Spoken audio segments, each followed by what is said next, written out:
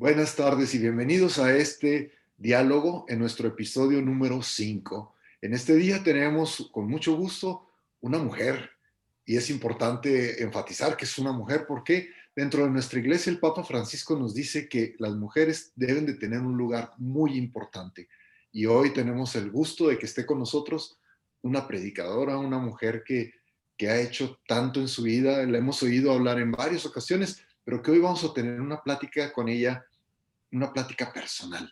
Está con nosotros María de la Defensa. María, buenas tardes, ¿cómo estás? Hola, muy buenas tardes a todos. Muy contenta de estar con ustedes, en verdad, dándole gracias a Dios por esta invitación. Qué bueno. María, sabemos sobre tu trayectoria, sobre todo lo que has hecho en estos años y todo, pero platícanos cómo nació el llamado ese a la predicación para María de la Defensa. Bueno, yo vengo de una familia muy católica, en donde pues el Señor me bendijo con mucho amor y también con mucha fe. Mi papá y mi mamá pues eran practicantes y después ellos nos inscribieron y no sé cómo hicieron porque éramos 12 y a todos nos pagaron la educación primaria, secundaria y la prepa en colegios particulares. O sea, yo recibí educación católica desde muy pequeña y además muy formal, porque en mi colegio el que no pasaba religión no pasaba nada. Y todos los días había distintas materias sobre la religión. Entonces, y además había un grupo muy bonito de pequeñas que se llamaba el Oasis de Jesús y nos llevaban a las que quisiéramos a comulgar a la hora del recreo y entonces era como ofrecerle a Jesús como un respiro, decían las madres, como un vaso de agua, ¿no? Y después, cuando ya yo tuve edad para estudiar, cambié de residencia porque mis papás vivían en Autlán, es una población cercana al mar, cercana a Barra de Navidad. Y yo me tuve que ir a estudiar a la Universidad de Guadalajara. Y pues viva la libertad, ¿no? Y poco a poquito se fue enfriando mi fe, se fue enfriando pues esos momentos de intimidad con el Señor. Después me casé con José Luis, un hombre maravilloso que era una bendición de Dios y fue. Pero él no tenía ninguna formación católica, entonces más me enfrié hasta llegar a ese momento en el que puedo decir que estaba como tibia, como esos tibios a quienes el Señor rechaza, vomita, dice el libro del Apocalipsis, ¿no? Pero el Señor tuvo compasión. Yo siempre decía, cuando yo quiera voy a volver a orar. Mentiras, era pura, no sé, soberbia. No era cuando yo quisiera, cuando el Señor volviera a llamarme. Después de un momento de enfermedad, de cáncer en la matriz, eh, me encontré con el Señor a través del movimiento de la renovación carismática en el Espíritu Santo. E hicimos un curso, hice yo primero antes que mi esposo porque él no quería, un curso un curso carismático donde me anunciaron a Jesús vivo, resucitado. Y otra vez volvió a despertar en mí todos esos sentimientos que tuve de niña y me volví a enamorar de él porque pues él seguía enamorado de mí y me sedujo. Y recuerdo, era un curso que era durante 6 meses, una vez a la semana había una plática así y el Señor durante estos 6 meses me fue enamorando, fue tomando mi vida en sus manos, así. Y recuerdo que la última charla de ese curso de 6 meses era sobre los carismas y yo tenía muchísima, pero muchísima curiosidad porque a mí no, el Señor no me había dado un carisma extraordinario. Yo oía que mis demás compañeros eran como 40 o 50 los que estaban conmigo en el curso decían, el Señor me dio el don de lenguas, o el Señor me dio esto, el Señor me dio lo otro. Y yo nada, nada, pero nada. Y tenía mucha, mucha curiosidad porque precisamente sobre los carismas nadie me había hablado en mi colegio, aunque estaba la formación cristiana católica pues tan fuerte, nunca nos hablaron de esto. Entonces yo tenía mucha curiosidad. Y en la última charla yo creo que fui la primera que llegó a presentarse a la charla. Me acuerdo que estaba mero adelante porque tenía muchísima curiosidad. Entonces la hermana que nos predicó ese tema de los carismas se equivocó, se le revolvieron las citas, fue un desastre el tema. Y yo estaba muy molesta y yo decía, ¿por qué no ponen a alguien que explique? Alguien que me diga qué son los carismas. Ni siquiera una definición ha dado. Yo estaba muy, muy molesta. Pero el Señor se vale del canal que Él quiere. El Señor es así de maravilloso. Ha sido una de las pláticas más trascendentes en mi vida. Cuando terminó aquella disque plática sobre los carismas, que no fue nada, tomó la Biblia, la cerró y con una voz tan tierna que la escucho como si fuera ayer, y de esto ya hace 38 años, dijo la hermanita, dijo, al Señor le tomó 14 años prepararme para venir a hablarles de él. Y entonces yo me acuerdo que me tomé de los dos brazos de la silla y le dije, no, a mí no me vas a hacer lo mismo. ¿Cómo que 14 años para venir a hablar de ti? No, yo siento en mi pecho una fuerza que quiere explotar. Soy como un volcán. O hablo de ti o me dejas como estaba. Y yo no puedo darte 14 años ni 14 meses. Te doy 14 días.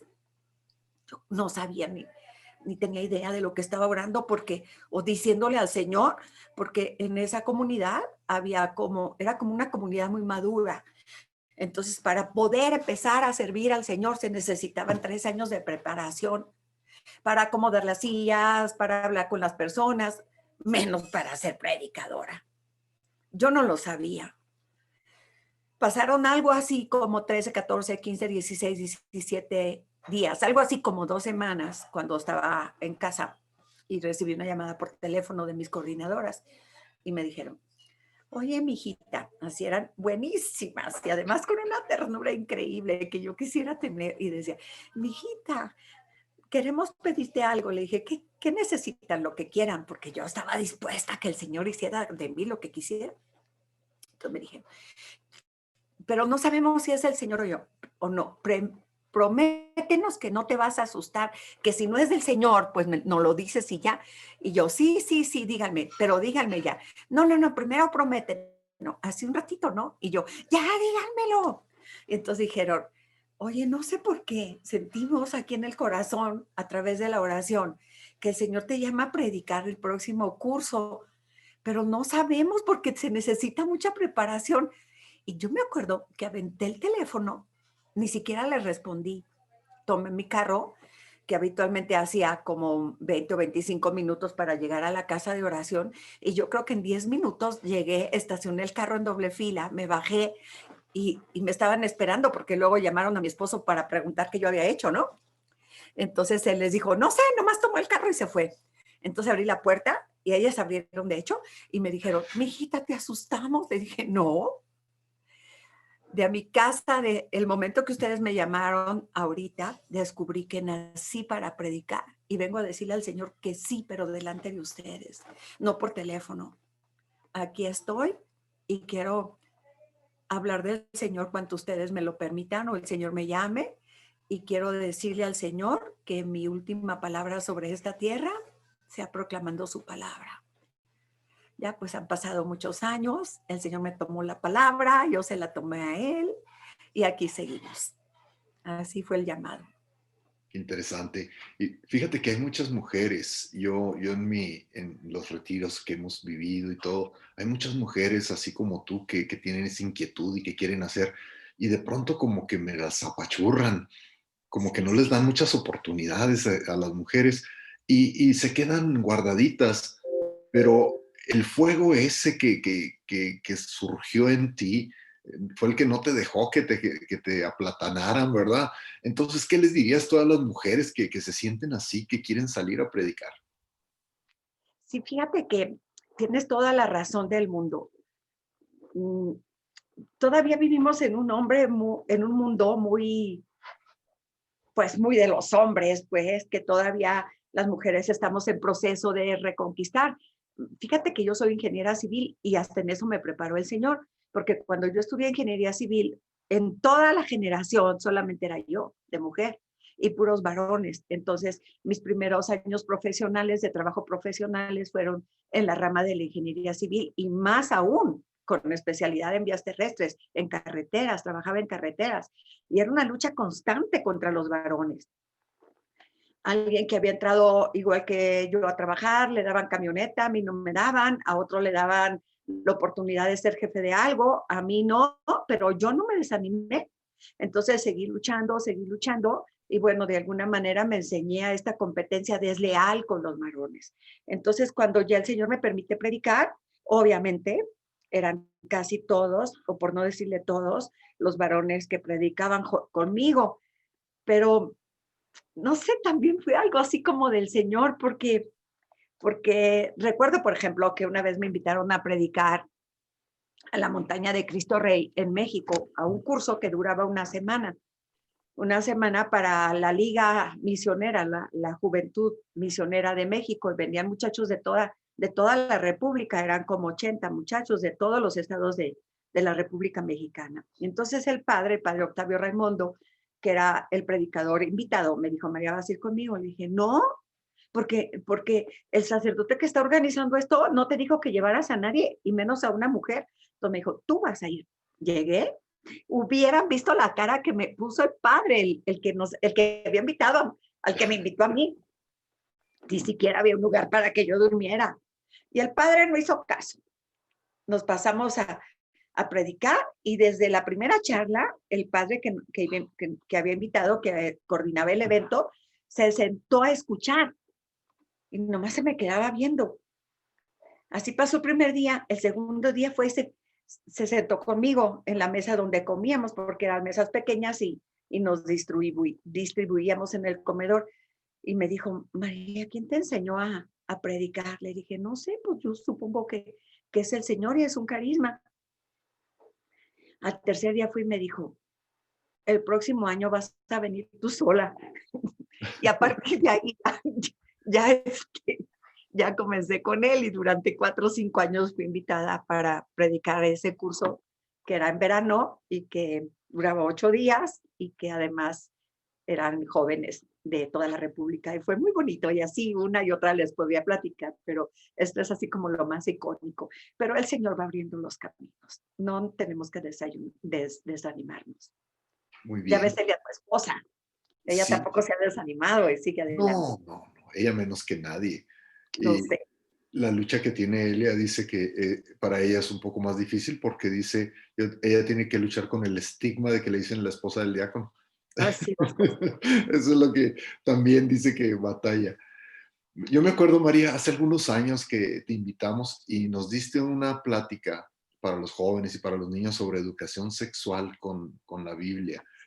Sí. Y yo me acuerdo que estábamos así como que un poquito preocupados porque decíamos, es que lee uno la Biblia y de pronto como que dice, hay muchos mensajes, pero no lo encontrábamos. Y me acuerdo mucho que se sentaron los niños y los jóvenes ahí alrededor de ti y empezaste con la Biblia a platicar. Esa experiencia, ¿cómo fue para ti? Platícanos. Bueno, miren, después de que el Señor me llama a la predicación y todo eso, mi esposo y yo trabajábamos en una institución de gobierno que se llamaba la Junta Local de Caminos. Pero de un día para otro decidieron cerrar esa empresa del gobierno y nos quedamos sin trabajo. Entonces, mi esposo encontró luego trabajo en una constructora, porque él fue siempre un hombre muy honesto, y aunque trabajábamos en gobierno y él fue alguien que tenía una representación de gobierno realmente importante, nunca aceptó ni un 5 de nadie de los que ofrecían porque les diera contratos o porque trabajaba. Entonces rápidamente encontró trabajo en otro lado. Y yo no, pero un día me hablaron por teléfono de un colegio católico y me dijo la directora que ella me había escuchado predicar no sé dónde, y que la maestra de educación en la fe del colegio había renunciado por algo, no sé por qué, creo que por salud, que sí podía ir a darle las clases. Yo brinqué de gusto, dije, la juventud y los adolescentes, muy bien. Pero ya estando dando la clase de religión, resulta que el gobierno en su proyecto de educación puso una materia que se llamaba educación, no sé qué, pero eran 3 aspectos. Uno era educación vocacional, otro era educación sexual y otro educación civil o algo así. Pero el aspecto de la educación sexual, pues era hasta cierto modo y en ese momento difícil porque era un colegio de religión, entonces necesitaban a alguien que diera la educación sexual conforme a los principios del colegio que era católico, que es católico. Y eran además 3,000 chiquillos. Entonces la directora me llamó y me dijo, oye, ¿quieres dar esta clase? Le dije, no, yo vine a dar educación en la fe. Entonces me dijo, bueno, es que yo no encuentro a nadie, ¿cómo le hago? Le dije, bueno, con una condición. Y me dijo, ¿cuál? Que me dejes dar la educación en la fe, educación sexual, pero desde el punto de vista de la fe. Me dijo, éntrale. ¿Y ahora cómo hacía? Yo no era especialista en eso. Entonces, pues pedí la luz al Espíritu Santo y comencé a ver qué relación tan preciosa, tan hermosa hay entre la sexualidad humana y la fe.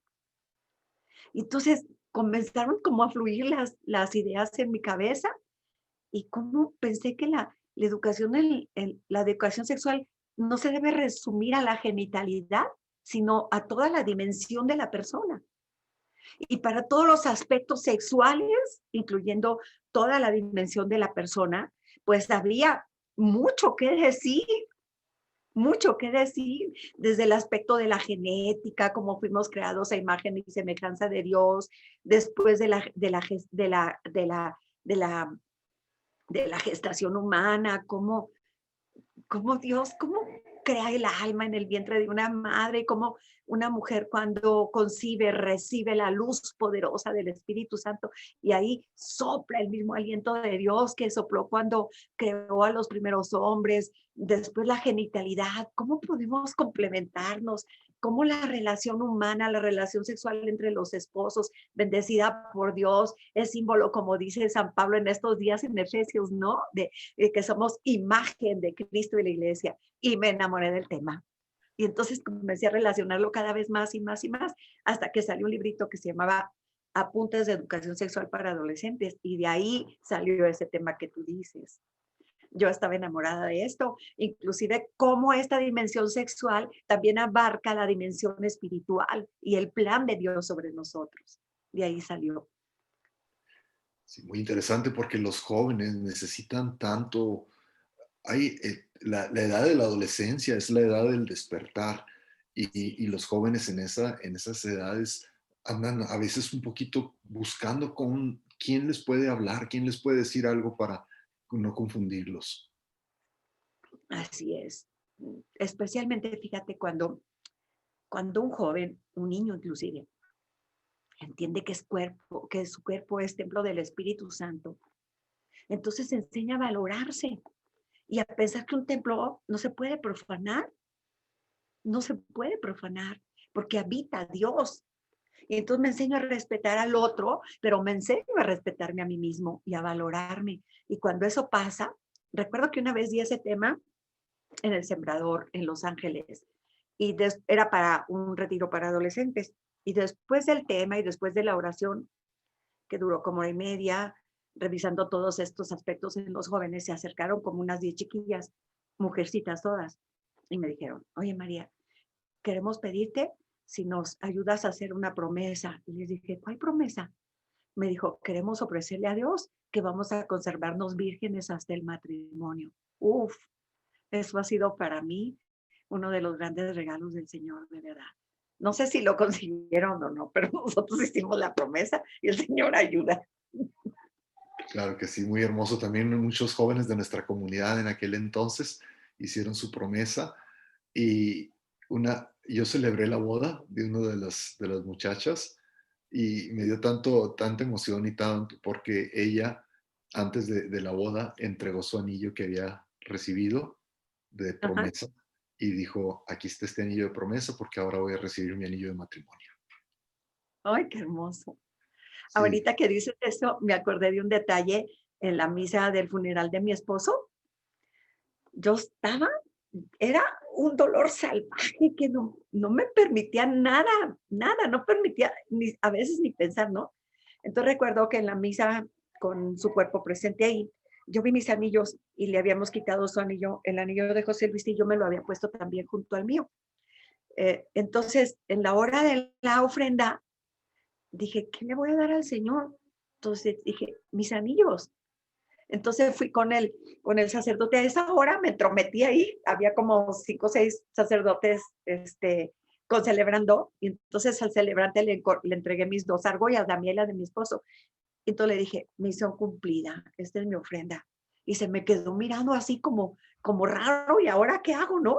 Y después de la comunión, ya en el último momento, cuando dijeron todos los sacerdotes una palabra sobre mi esposo, que, que de veras fue un hombre increíble, dijo el padre David Reynoso, dijo, es mi primo, por cierto, dijo, mire, pasó esto, y ya platicó, dijo, y yo dije, ¿y ahora qué hago con estos anillos? Nunca me había pasado. Entonces dijo, ya sé qué voy a hacer. A ver, Lolita y Cristina, mis hijas, tengo 2 hijas mujeres. Dijo, a ver, vengan, ya, vengan. Así como sus padres se portaron, así están llamados a portarse ustedes en sus matrimonios. Imagínate, fue hermoso. Qué hermoso. Sí. No, definitivamente, fíjate que me tocó estar en una boda de 2 Ajá. jovencitos que eran 2 jóvenes muy activos en su parroquia. Y el padre, cuando los estaba casando, terminando de hacer los votos, les dijo, yo le pido a Dios que ustedes, así como están ahorita frente al altar, que vengan algún día y digan, Señor, te vengo a entregar a mi pareja, que ya está en tu divina presencia, pero te lo entrego más amado que como me lo diste. Todos nos Ay, quedamos así porque como que era un momento de tanta alegría en una boda y pensar en eso como que sientes que opaca, pero al contrario, los muchachos lo estaban entendiendo, así porque es, es una misión para toda la vida. así es. Así Nunca voy a que, olvidar esto que tú estás diciendo, no lo voy a olvidar. Sí, sí, claro, muy bien. Oye, María, sí. definitivamente nos encontramos que tuvo que haber habido mucho apoyo de José Luis para que María hiciera todo lo de que andabas ahí en el sembrador, que andabas por todo. Yo veía que María andaba por todos lados. Y, Ah, y pues lógicamente José Luis hizo un papel muy, muy importante desde su hogar. así es. Entonces, el apoyo del marido es muy importante. ¿Qué es lo que les dices tú a las mujeres que quieran salir a proclamar el Evangelio del Señor? Déjenme decirles, les decía hace un momento, hace unos minutos, que mi esposo no tenía ninguna formación religiosa. De hecho, cuando nos íbamos a casar, ni siquiera le importaba que nos casáramos por la iglesia, pero yo dije, no, chiquito, nos vamos a casar. Y obviamente aceptó porque realmente nos amábamos. Entonces, cuando ya comenzó nuestro encuentro con el Señor, yo empecé a orar y a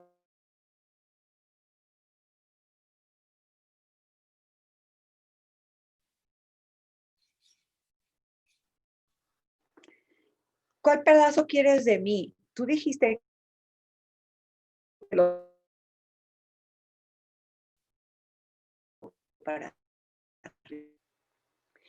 Muy bien, que un día estando en una camisa de él, no le digan a nadie, pero odio planchar.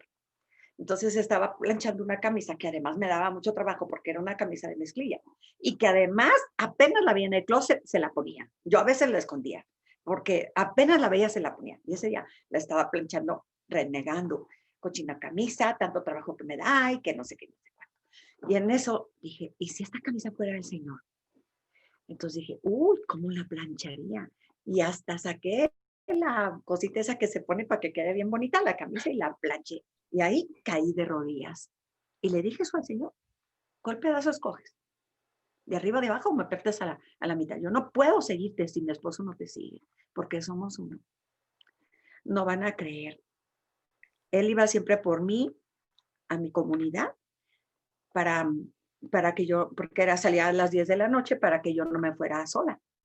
Entonces, ese día, sin decirle a nadie, se anotó para el siguiente curso del siguiente año. Al siguiente año comenzamos, ya yo predicaba, yo le prediqué, y comenzamos ya en este camino de fe, de fe, de fe. Algún día les platicaré cómo completó su fe en el Señor. Pero con respecto a esto que tú preguntas, él comenzó a entender esto, que al principio como que intentó predicar, pero vio que era un carisma y que él tenía otra misión. Entonces se dio cuenta que la misión de predicar no era mía, sino de toda la familia, que éramos una familia evangelizadora. Y un día me dijo, ya entendí, yo voy a apoyar y tú vas a predicar. Su oración todos los días por mi predicación. Si no podía ir conmigo a la predicación porque era en avión y los costos del avión son muy caros y las comunidades no pueden pagar 2 boletos a veces, casi nunca.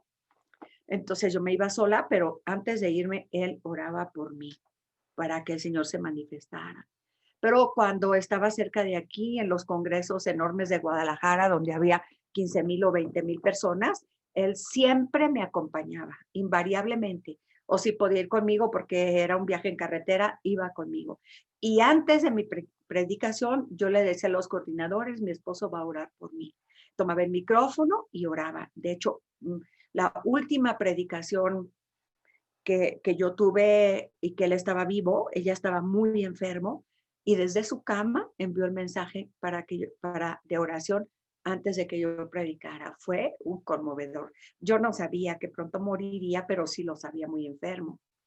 Bueno, entonces no nomás eso, sino que él asumía muchos roles que a mí me tocaban. Por ejemplo, estarse con las 2 hijas que todavía no se casaban cuando yo comencé a predicar.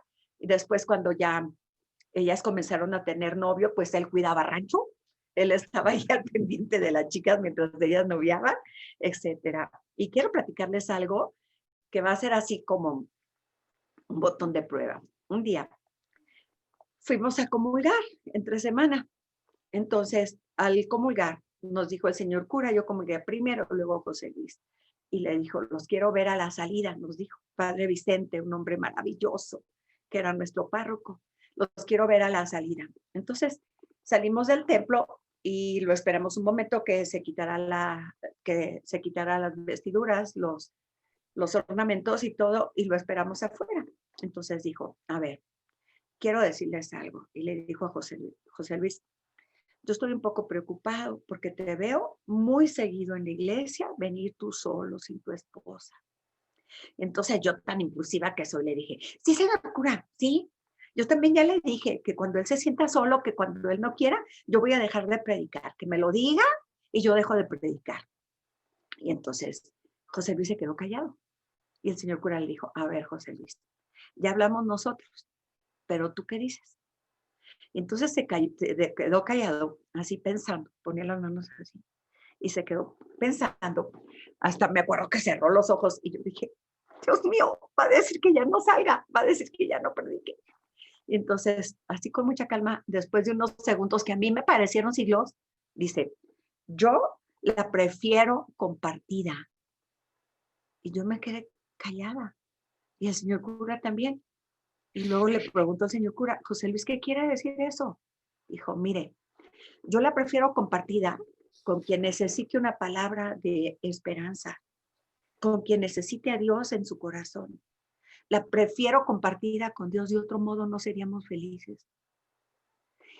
Yo casi me desmayaba de alegría, de gusto. El señor cura nos dio un abrazo y me acuerdo que cuando nos despedimos y íbamos para la casa, le dije, ¿de dónde sacaste eso? ¿Qué significa? Y me dice, cuando tú no estás, yo escucho mucha música. Y escuché a un trovador, Pablo Milanés, que cantó una canción que más o menos dice eso. Y yo de El ahí breve tomé, espacio. sí, exacto. Le dije, yo nunca he oído esa canción. La oímos, nos abrazamos y lloramos y todo lo demás. Fue muy bonito. Qué hermoso. Sí. Y pues María, fíjate que ahora nuestro Papa Francisco nos acaba de dar la nueva encíclica de Fratelli Tutti Así y es. una de las cosas que nos habla es de las diferencias y habla de muchas diferencias, pero a mí me fascinó que nos habla de la diferencia del género, del Así, sexo, así es. porque se da cuenta el Papa Francisco de que hay discriminación hacia las mujeres. Y tú has sido pionera porque desde tu carrera profesional, ¿verdad? Te tocó todo esto. Ahora esperamos que las mujeres, sobre todo nuestras hijas y las siguientes generaciones, tengan unas mejores oportunidades y sean más reconocidas en lo que hacen. Así que un mensaje que les quieras dar a la juventud, a las mujeres de la juventud. Yo quiero unirme al papá también y decirles que tenemos mucho trabajo, que hemos dado pasos, que hemos avanzado. El concilio nos permitió estas opciones. Yo le he dado muchas gracias a Dios por haber nacido después del concilio y por haberme permitido predicar. No tanto ser ingeniera civil, que también me sirvió, pero yo les digo, luchen, oren, no busquen espacios, el Señor se los va a dar, el Señor se los va a dar. Esperen, pero no dejen dos cosas, de orar todos los días y de formarse. Es muy importante que una mujer esté bien formada en su fe, bien formada. Estudien, pónganse al día con las nuevas encíclicas, amen a la iglesia. No importa que vean malos testimonios en los líderes, ni en los sacerdotes, ni en los obispos siquiera, no. Tengan su mirada puesta en Cristo, buen pastor, en su costado abierto y de ahí saquen la fuerza, sigan luchando, oren todos los días, estudien todos los días y lo que pidan al Señor se lo va a dar. Crean en los carismas. Cuando el Señor te llama a predicar, te da una herramienta y eso se llama carisma. Eso se llama carisma. Luchen, luchen, busquen caminos, no se ofrezcan. El Señor les va a dar las oportunidades. Esto le diría a Jesús. Claro que sí. Pues María, muchas gracias por haber estado con nosotros en este tiempo. Ha sido una experiencia hermosa escucharte como siempre y pues esperamos pronto que nos podamos ver cara a cara. Nos vimos en marzo antes de que empezara Ay, esta pandemia a crecer como ha ido creciendo, pero esperamos pronto, en un futuro próximo, encontrarnos de nuevo para darnos un abrazo, porque eso de que los abrazos virtuales pues están bien, pero no llenan. sí, y además creer que estos medios también es lo que el Señor nos ofrece ahorita para evangelizar.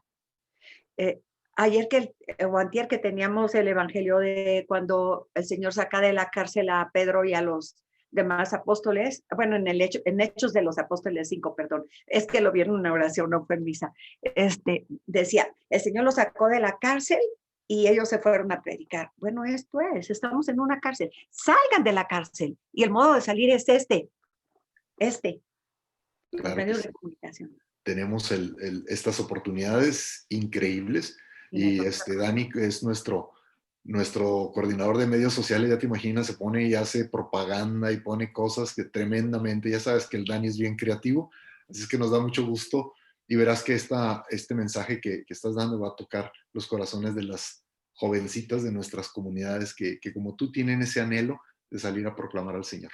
déjame decir una palabra, Dani, porque sí lo conozco y es maravilloso. Dani, ponte en la imagen. ¿Sabes qué?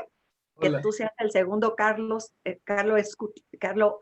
Acutis, que tú seas un muchacho que a través de estos medios te haga santo y haga santo a muchos. Gracias, Dani. Gracias, Jesús. Claro que sí, lo vamos a hacer santo, sobre todo por toda la carrilla que le damos. Bueno, María, muchas gracias por tu compañía, por haber estado con nosotros. No, gracias a ti. Nuestro quinto episodio ya de Diálogos. Dios los bendiga y que pasen una buena tarde. Dios los bendiga también a ustedes. Adiós.